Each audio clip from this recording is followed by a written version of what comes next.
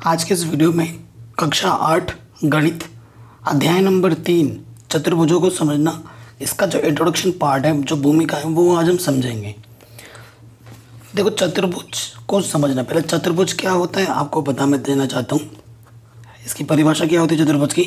4 सरल रेखाओं से घिरी हुई आकृति को,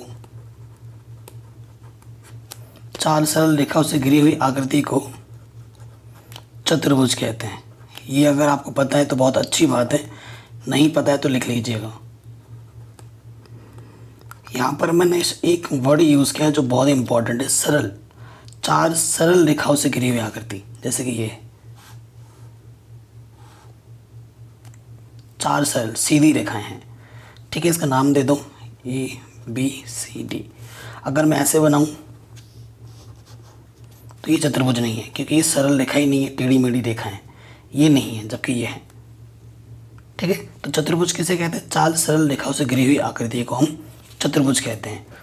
अब कई चीज़ें हैं, जैसे कि यहाँ पर कुछ आकृति दे रखा है और उनका नमूना आपको मैच करना है। ठीक है, इनके बारे में भी बाद में हम डिस्कस करेंगे। सबसे पहले चीज़ बहुभुज क्या होता है उसके बारे में जान लेते हैं। ठीक है, पहला टॉपिक हमारा क्या है? बहुभुज। कह रहे केवल रेखाखंडों से बना सरल बंद वक्र बहुभुज कहलाता है। ठीक है, केवल रेखाखंडों से, मतलब रेखाखंड का मतलब ये रेखाखंड से बंद वक्र जो होता है, मतलब बंद, खुला नहीं होना चाहिए। जैसे यहाँ पर मैंने इसको खुला छोड़ दिया तो ये खुला नहीं होना चाहिए, ये बंद है, बंद होना चाहिए। केवल रेखाखंडों से बना सरल बंद वक्र बहुभुज कहलाता है। देखो, जैसे ये बहुभुज है, ये बंद है ना पूरा, कहीं से भी खुला नहीं है, ये भी बंद है, ये भी बंद है, तो ये वक्र जो है वो क्या है? बहुभुज हैं।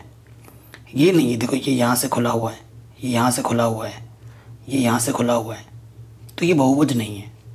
ये जो बंद होगा, सरल रेखा से घिरी हुई आकृति जो बंद होगी उसे हम बहुभुज बोलेंगे, और जो खुला होगा उसे हम बहुभुज नहीं बोलेंगे। ठीक है, तो ये चीज़ पता चल गई हमें बहुभुजों के बारे में। आगे पता करते हैं। फिर नया टॉपिक आता है इसमें कि बहुभुजों का वर्गीकरण, मतलब बहुभुज किस तरीके के हो सकते हैं, कितने प्रकार के हो सकते हैं। जैसे कि त्रिभुज, जिसमें 3 भुजाएं, 1 2 3। चतुर्भुज देखो 1 2 3 4। पंचभुज 5 भुजाएं हैं। षड्भुज 6 भुजाएं हैं। सप्तभुज 7 भुजाएं।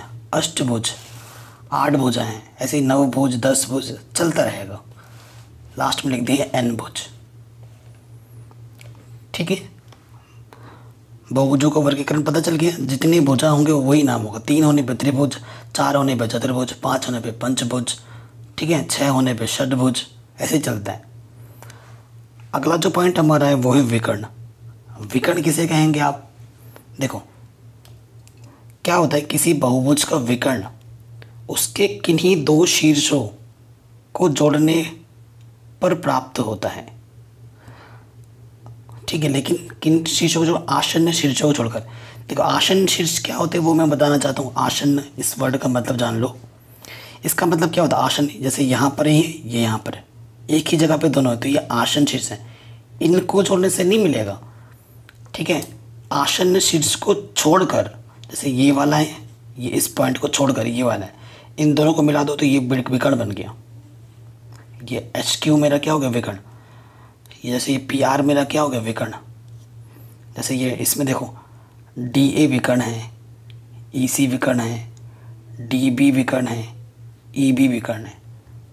ठीक है, तो ये हमारे विकर्ण हुए। विकर्ण के बारे में भी जान गए हम। अब एक चीज़ आती है अभ्यंतर और बहिर्भाग। ठीक है, अभ्यंतर और बहिर्भाग। जैसे यहाँ चित्र बना रखा है, यहाँ पे मैं करूँगा तो थोड़ा सा अजीब लगेगा। जैसे मैंने एक पार्ट बनाया ये, ठीक है, इसको मैंने अंदर से यूँ काला काला कर दिया पूरा। ये काला वाला पार्ट है ना, ये पूरा चित्र है। ये जो काला वाला भाग है ये अभ्यंतर है, ये अभ्यंतर है, और ये जो सफ़ेद वाला पार्ट बच गया है ना, ये मेरा क्या है, बहिर्भाग। ठीक है, ये जो काला काला ये बाहर का है, ये बहिर्भाग है, और ये जो अंदर का है वो क्या है, अभ्यंतर। अंदर बोले तो अभ्यंतर, बाहर बोले तो बहिर्भाग। ठीक है, इसके बारे में भी पता चल गया हमें। अब हम आते हैं उत्तल और अवतल बहुभुज के बारे में जानते हैं।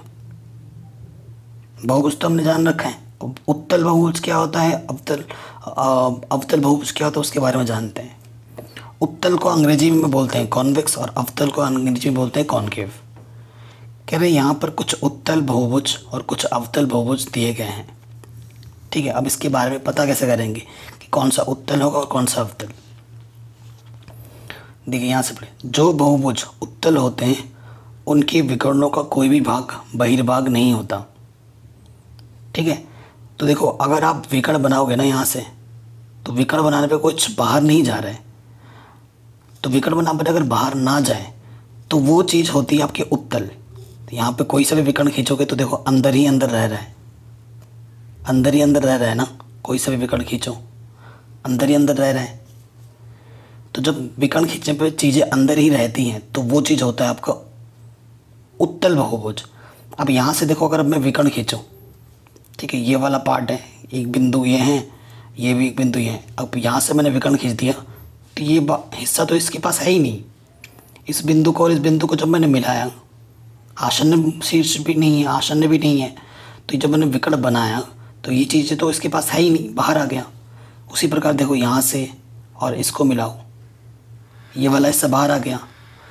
ठीक है ना, जब चीज़ें बाहर आने लगे, जैसे इसको और इसको मिलाएंगे तो बाहर आ जाएगा, तब वो उसे हम क्या बोलेंगे, तब उसे हम बोलेंगे अवतल बहुभुज। तब उसे हम क्या बोलेंगे, अवतल बहुभुज। ये सब चीज़ें अब जो हम पढ़ रहे हैं वो बहुत ही आवश्यक है, क्योंकि इसकी जानकारी के बिना जो हमारा 3.1 प्रश्नावली है वो हल नहीं हो पाएगा। तो जो भी मैं आपको समझा रहा हूँ वो बहुत ही ज़रूरी है, ध्यानपूर्वक सुनिए और समझिए, और कॉपी में लिखते भी चलिए जो जो मैं बोल रहा हूँ। ठीक है, आगे आते हैं नए टॉपिक पर, सम तथा विषम बहुभुज, जिसे अंग्रेजी में बोलते हैं रेगुलर एंड इर्रेगुलर पॉलीगन्स। सम को रेगुलर बोलते हैं और विषम को इर्रेगुलर पॉलीगन्स बोलते हैं। क्या कहते हैं, एक सम बहुभुज तथा समकोणिक होता है। ठीक है, मतलब समकोणिक जिसके सारे कोण समान होते हैं और सारे भुजाएं भी बराबर होती हैं, उसे हम सम बोलते हैं, और जो नहीं होती उसे हम विषम बहुभुज बोलते हैं। मैं आपको उदाहरण देता हूँ, आराम से समझ जाओगे आप। सम बहुभुज में क्या होता है, सारी भुजाएं बराबर होंगी, सारे कोण बराबर होंगे। जैसे ये देखिए, इसमें ये भुजा, ये भुजा, ये भुजा, तीनों भुजाएं बराबर हैं और ये तीनों कोण भी बराबर हैं, तब ये डबल डबल सिंबल दे रखा है ना। जब तीनों भुजाएं बराबर है, तीनों कोण बराबर है, तो ये क्या होगी, समबहुभुज। पांचों भुजाएं बराबर है, पांचों कोण बराबर है। ठीक है, जितनी भुजाएं होंगी उतने ही कोण होंगे और वो आपस में बराबर होने चाहिए। तीनों भुजाएं बराबर होंगी, तीनों कोण, पांचों भुजाएं बराबर हैं, पांचों कोण। ठीक है, तो उससे जब भुजाएं, सभी भुजाएं आपस में बराबर हो, सभी कोण आपस में बराबर हो, तो उससे हम क्या बोलेंगे, समबहुभुज। और जब देखो, अब जब सारे बहुभुज बराबर ना हो, सारे कोण अलग अलग हो, ठीक है, तब उसे हम क्या बोलेंगे, विषम। देखो इसमें क्या है, ये भुजा बराबर, लेकिन इसके बराबर नहीं है। इसमें सारे कोण बराबर हैं लेकिन भुजा सारे बराबर नहीं है। दोनों चीज़ बराबर होनी ज़रूरी है। कोई भी एक चीज़ मना करेगा तो हम क्या बोलेंगे, भाई ये विषम बहुभुज है। तो ये हमारा क्या हो गया, विषम बहुभुज। अब कोणों पर ना एक नियम बना हुआ है कि जितने आपके बहुभुज होंगे उसी के आधार पर एक नियम बना है। ठीक है, नियम क्या है, देखिए जैसे त्रिभुज के तीनों कोणों का मान कितना होता है, त्रिभुज के तीनों कोणों का मान कितना होता है, 180। तो उसके लिए एक नियम बना है। नियम क्या है, कोणों का योग करके लिख सकते हो। उसका नियम है n-2 गुणा 180 डिग्री। जैसे त्रिभुज n क्या होता है, भुजाओं की संख्या, जहाँ n भुजाओं की संख्या है। ठीक है, तो देखो मैं आपको पता ही है क्योंकि त्रिभुज के तीनों कोणों का मान 180 होता है। मैं आपको सिद्ध करके भी दिखा सकता हूँ। त्रिभुज n कितने बहुभुज इसमें 1 2 3 है, तो n की जगह पे इस सूत्र में रख दो, देखने 180 आएगा। तो 3 - 2 गुणा 180, 3 में से 2 घटाओ 1 आ जाएगा, 1 गुणा 180 180। तो त्रिभुज के तीनों कोणों का मान 180 होता है, प्रूफ हो गया। अब चतुर्भुज ले लो, यहाँ n कितना है 4 है, चतुर्भुज के चारों कोणों का मान 60 होता है। कैसे देखो, सूत्र क्या है n - 2 गुणा 180। ठीक है, तो n कितना है 4 है, 4 - 2 गुणा 180 यानी कि 2 गुणा 180 यानी कि 18 दूनी 36 360। ठीक है, ऐसे ही अगर आपको कोई से भी भुजा दे दे, कितनी है 1 2 3 4 5 6, इसके कोणों का मान कितना होगा, यहाँ n बराबर 6 है, बस इस सूत्र में रख दो, n की जगह पर 6 रखना है हमें। तो 6 - 2 गुणा 180, तो 4 गुणा 180 तो 720 होगा। ठीक है, तो इस तरीके से ज्ञात किया जाता है। इस सूत्र को याद रख लेना, इसका भी यूज़ होगा। तो इस वीडियो में हमने सारे जो चीज़ें हैं बेसिक्स आराम से जान लिए। नेक्स्ट वीडियो में हम क्या करेंगे, प्रश्नावली 3.1 को हल करेंगे। ठीक है, तो ट्राई कीजिएगा, अपने आप से नहीं होता है तो हम तो करेंगे ही नेक्स्ट वाले वीडियो में 3.1 को।